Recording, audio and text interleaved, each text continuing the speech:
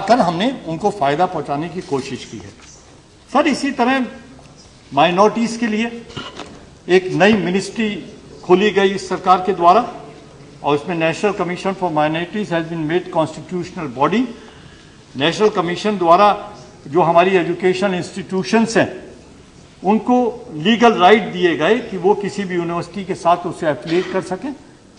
उनको मौका दिया गया ताकि उनके जो स्कूल हैं, बच्चे हैं, जो छोटी संस्थाएं हैं, उनको बड़ी यूनिवर्सिटी के साथ जुड़ने का मौका मिले और वो भी दूसरे बच्चों के साथ उसी में काम कर सकें, उसी में पढ़ाई कर सकें और आगे बढ़ सकें। इसी तरह स्कॉलरशिप के लिए तकरीबन 8 लाख बच्चों को स्कॉलरशिप देने का प्रावधान रखा है और 40 लाख तक ये जो गिनती है वो आगे जाएगी। उसके बाद सर ये कॉमनवेल्थ गेम्स के बारे में मैं कहना चाहता हूं, जिसका जिक्र उसमें है कि सर पहले भी एशिया 82 हमने दिल्ली में हुआ था और आज फिर हम कॉमनवेल्थ गेम्स की तरफ जा रहे हैं। समय बहुत कम है और जो कदम सरकार उठा रही है वो शायद पूरे हो जाएंगे जब तक कॉमनवेल्थ गेम्स आएंगे। और हम जो इंफ्रास्ट्रक्चर तैयार करना है उसके लिए भी काफ़ी काम कर रहे हैं और वो योजनाएं हमारी पूरी होंगी और गेम्स बहुत अच्छी तरह से पूरे हो जाएंगे। लेकिन क्या जो हमारी स्पोर्ट्स बॉडीज हैं, जो हमारे खिलाड़ी हैं, हमारी परफॉर्मेंस कैसी होगी, क्या वो तैयार हैं उसके लिए? क्या उनकी तरफ सरकार का ध्यान पूरा है? क्या सरकार जो पैसा उनको चाहिए वो दे रही है? क्या वो खिलाड़ी जो परीक्षित किए जा रहे हैं उनकी तरफ उन बॉडीज का पूरी तरह ध्यान है? एक बहुत बड़ा इवेंट है जो होने वाला है और मैं आशा करता हूं कि जो सरकार ने कदम उठाए हैं वो बहुत अच्छे कदम है और उसके द्वारा हम अपनी जहां वो गेम्स भी होंगे वहां जो हमारे खिलाड़ियों की परफॉर्मेंस है वो भी अच्छी होगी और उसमें वो हमारा झंडा बुलंद करेंगे। सर, जो आदरणीय प्रधानमंत्री जी ने गंगा नदी को राष्ट्र नदी घोषित किया है, इससे उसमें जो सफाई अभियान है और उसमें जो दिक्कतें हैं वो दूर होंगी।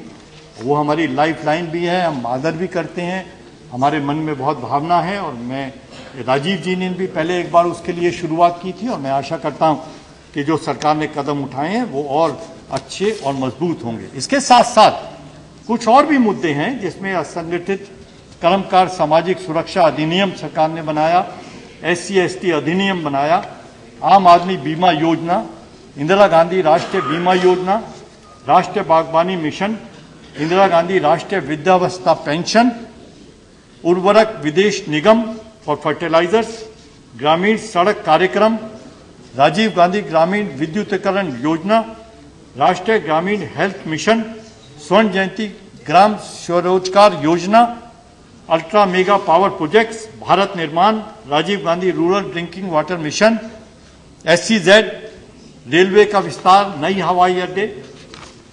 सर, हम जो कदम उठा रहे हैं उससे हिंदुस्तान की साख बड़ी है, हम अच्छी दिशा में जा रहे हैं, हमें हमारी दिशा का मालूम है, हमारे मन में जज्बा है, संकल्प है, हम अपने रास्ते को पहचानते हैं। हम नारा देकर सरकार नहीं चलाते, हमारे मन में सिर्फ सेवा और विकास की भावना होती है। हम जब भी कोई चुनाव लड़ते हैं तो हम सिर्फ इन्हीं 2 मुद्दों को बार बार कहते हैं, हम इसके अलावा कोई दूसरी चीज नहीं कहते। लेकिन एक विषय है कि आज सेंट्रल स्टेट रिलेशन, इसके ऊपर एक लंबी बहस होनी चाहिए। आज समय है, क्योंकि बहुत सारा पैसा यहां से जो सरकारों की ओर जाता है शायद वो पूरा नहीं होता या सही दिशा में नहीं लगता। क्या हमारी कोई ऐसी चुनौती, कोई ऐसा हमारा कानून है, किस तरह से हम इसको ठीक कर सकें?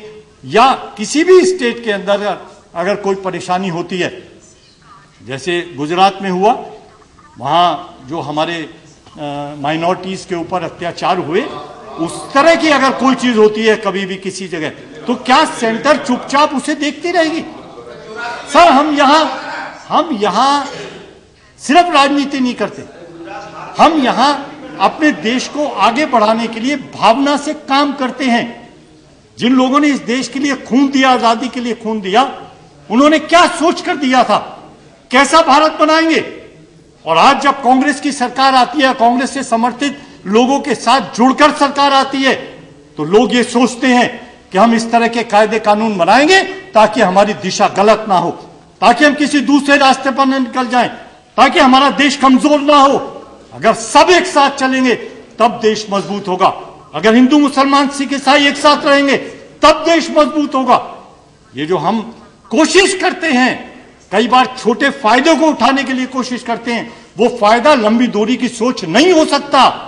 अगर हम ये सोचते हैं कि हमें अपने देश को दुनिया में एक ताकत बनाना है, आगे ले जाना है, तो ये जरूरी है कि मन साफ करें, सोचें हमें कौन सा रास्ता इख्तियार करना चाहिए जो दुनिया में हमारे लिए नाम पैदा करेगा।